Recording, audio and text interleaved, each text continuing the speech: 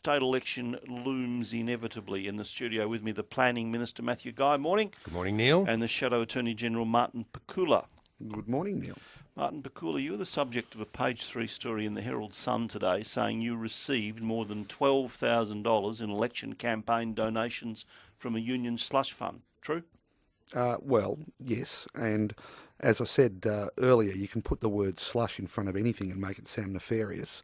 The fact is that is an organisation that raises funds transparently and legitimately. What's the organisation? IR21. And what is it? Well, it's a campaign vehicle which raises funds in two ways, from a lunch held once a year and from contributions from officers of the union, of which I contributed myself thousands of dollars over the years out of my pay. So it's a union organisation. Connected, and they make campaign contributions to political candidates, as do unions, and I've received political donations from the unions, including the union I used to work for, and that's totally legitimate, in the same way that companies spend their shareholders' money donating to the Liberal Party and to the Labor Party. The Royal Commission into Union Corruption says, or the council assisting says, that members' funds were used to pay for tickets here.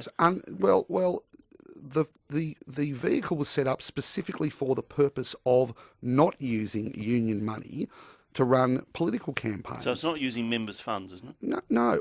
But can I say? How do you know? Well, Neil, because I know. What we have here, Neil, is still more and more questions from the Labor opposition around these kind of slush funds. Not the only one. We've seen a whole lot of questions. Well, Martin around the integrity of them, around the integrity legislation, around the declaration of them, around where they're actually spent. I mean, Neil, on what we've just heard this morning from Martin, and not just Martin, but certainly other Labor members, it's all, trust me, what we did was fine. Yeah. Well, this is union contributions. These are meant to be a workplace advocacy union, and here we have them contributing to a number of, whether it's political campaigns or effectively being used as an ATM. They're entitled to it. Well, no, they're not entitled to. I mean, I would have thought that there is a principle when someone is paying money to a union.